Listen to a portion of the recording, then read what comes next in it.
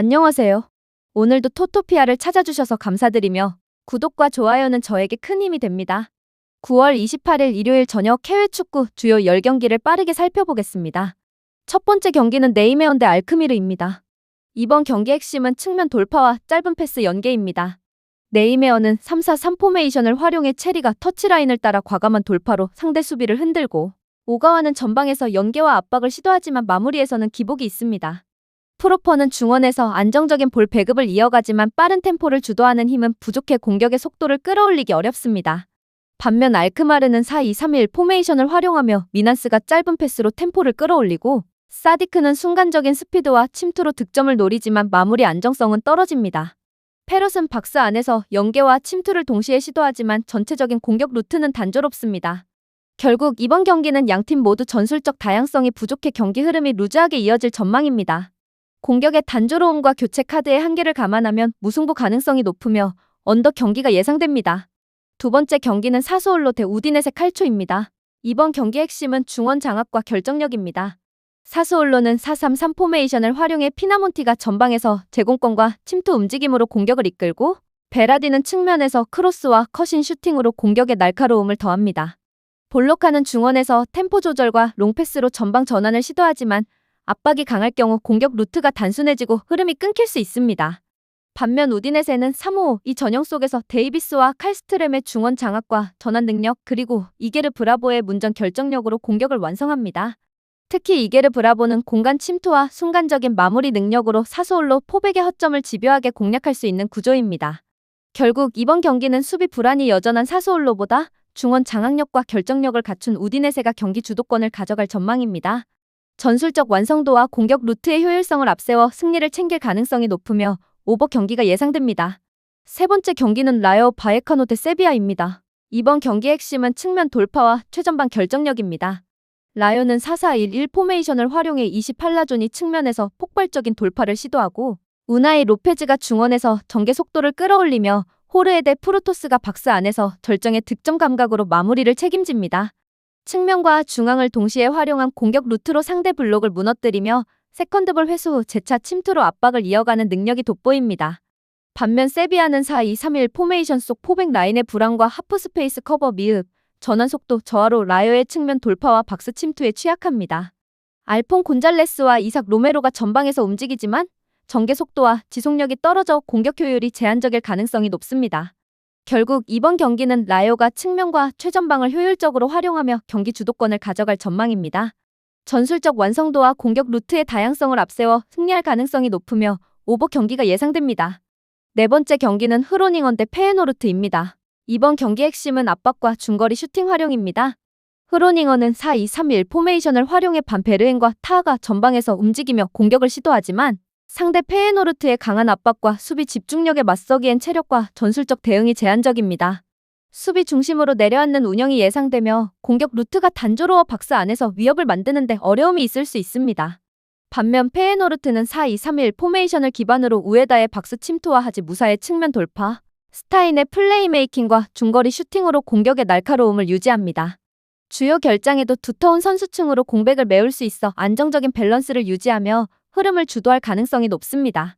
결국 이번 경기는 페에노르트가 전술적 완성도와 공격 효율을 앞세워 승리할 가능성이 높으며 오버 경기가 예상됩니다. 다섯 번째 경기는 위트레흐트 대 헤렌벤입니다. 이번 경기 핵심은 중원 침투와 측면 결합입니다. 위트레흐트는 4-3-3 포메이션을 기반으로 옌센이 중앙에서 대각선 침투를 시도하며 미겔 로드리게스에게 결정적인 어시스트를 공급합니다. 블레이크는 전방 압박과 연계로 공격 전환을 돕고 측면과 중앙을 동시에 활용해 다양한 득점 기회를 창출합니다. 반면 헤렌벤은 4-2-3-1 포메이션을 사용하지만 포백 라인의 하프 스페이스 대응이 약하고 메르벨트의 커버 범위와 전방 압박 대응이 제한적입니다. 반 오베레엠의 활동량에도 불구하고 압박이 강해지면 패스 미스가 잦아 중원 장악력이 흔들릴 수 있습니다. 결국 이번 경기는 옌센의 침투와 로드리게스의 마무리를 중심으로 위트레흐트가 경기 주도권을 가져갈 전망입니다. 전술적 완성도와 공격 루트 다양성을 앞세워 승리를 가져갈 가능성이 높으며 오버 경기가 예상됩니다. 여섯 번째 경기는 피사 대 피오렌티나입니다. 이번 경기 핵심은 측면 침투와 전방 연계입니다. 피사는 3-4-3 포메이션을 활용해 마이스터와 트라모니가 중원과 측면을 커버하지만 전환 속도와 패스 정확도에서 한계를 보이며 마린이 전방에서 버텨도 마무리 효율이 떨어져 공격 루트가 제한적입니다. 특히 3백 수비 라인은 측면과 중앙 간격이 벌어져 상대가 중앙에서 측면으로 파고들 경우 쉽게 라인이 무너질 수 있습니다. 반면 피오렌티나는 3-4-3 포메이션을 활용해 구드문드손이 중앙에서 측면으로 대각선 침투를 이어가며 전방 공격수에게 찬스를 만들어주고 파지올리는 하프 스페이스를 공략하며 순간적으로 공간을 파괴합니다.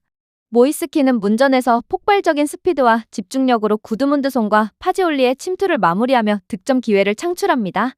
결국 이번 경기는 피오렌티나가 측면과 중앙을 동시에 활용하며 피사의 수비 간격 약점을 공략하고 경기 주도권을 가져갈 전망입니다. 전술적 완성도와 공격 루트의 다양성을 앞세워 승리를 가져올 가능성이 높으며 오버 경기가 예상됩니다. 7번째 경기는 AS 로마 대 엘라스 베로나입니다. 이번 경기의 핵심은 하프 스페이스 침투와 전방 연계입니다. AS 로마는 3-4-3 포메이션을 활용해 엘샤라위가 하프 스페이스를 침투하며 전방 공격수에게 찬스를 만들어줍니다. 마니코네는 중원에서 탈압박과 전진 패스로 엘샤라위와 원투 패턴을 형성하며 공격 전개를 날카롭게 만듭니다. 퍼거슨까지 가세의 전방 압박과 연계 플레이를 더하면 베로나 수비는 지속적으로 흔들릴 수밖에 없습니다. 반면 베로나는 3-5-2 포메이션을 기반으로 중원 밀집과 수적 우위를 활용하려 하지만 로마의 빠른 템포와 측면 오버래핑에 대응하기 어렵습니다. 3백 뒷공간은 경기 내내 노출될 위험이 큽니다. 결국 이번 경기는 로마가 측면과 중앙을 동시에 활용하며 베로나 수비의 허점을 공략하고 경기 주도권을 가져갈 전망입니다. 전술적 완성도와 공격 루트 다양성을 앞세워 승리를 가져갈 가능성이 높으며 언더 경기가 예상됩니다. 8번째 경기는 니스 대 파리FC입니다. 이번 경기의 핵심은 수비 안정과 느린 전환입니다. 니스는 3-4-3 포메이션을 활용해 후방 빌드업을 천천히 전개하며 케빈 카를로스와 부다위가 중원과 수비를 안정적으로 커버합니다. 보가는 개인 돌파를 시도하지만 지원이 늦으면 효율이 떨어집니다. 반면 파리FC는 4-3-3 포메이션을 기반으로 중원 라인을 내려 두 줄 수비를 형성하며 제벨스와 케발, 카마라가 제한적 역습 기회를 노립니다. 양팀 모두 공격보다는 실점 방지와 안정적 운영에 집중해 공격 속도가 느리고 득점 기회가 적은 흐름이 예상됩니다. 결국 이번 경기는 안정적 운영과 신중한 경기 운영으로 무승부 가능성이 높으며 언더 경기가 예상됩니다. 9번째 경기는 프라이부르크 대 호펜하임입니다. 이번 경기 핵심은 하프 스페이스 침투와 전방 연계입니다.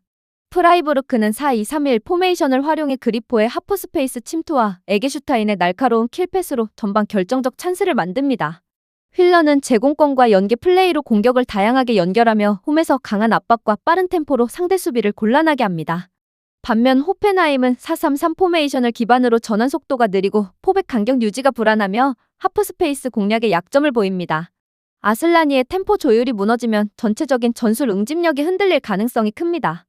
결국 이번 경기는 프라이부르크가 홈에서 주도권을 잡고 강력한 공격을 이어가며 승리를 가져갈 전망이며 오버 경기가 예상됩니다. 마지막 10번째 경기는 엘체 대 셀타 비고입니다. 이번 경기 핵심은 전방 압박과 체력 우위입니다. 엘체는 3-4-1-2 포메이션을 활용해 라파 미르의 제공권과 세컨드볼 장악, 멘도자의 하프 스페이스 침투, 발레라의 측면 오버래핑을 통해 공격 루트를 다양하게 만듭니다. 홈에서 충분한 휴식을 취한 만큼 선수들은 체력적 우위를 바탕으로 경기 내내 높은 활동량과 압박을 유지할 수 있습니다. 반면 셀타비고는 유로파리그 독일 원정 후 짧은 회복 시간 속에 원정을 소화해야 하며 체력 방전으로 후반부 전방 압박과 중원 간격 유지가 어려울 전망입니다. 결국 이번 경기는 엘체가 홈과 체력, 전술적 완성도를 바탕으로 경기 주도권을 잡고 승리를 가져갈 가능성이 높으며 언더 경기가 예상됩니다. 토토피아에서는 9월 이벤트가 진행 중이며 주력픽 및 조합픽이 궁금하시다면 영상 하단 고정 댓글 확인 부탁드립니다. 시청해주셔서 감사합니다.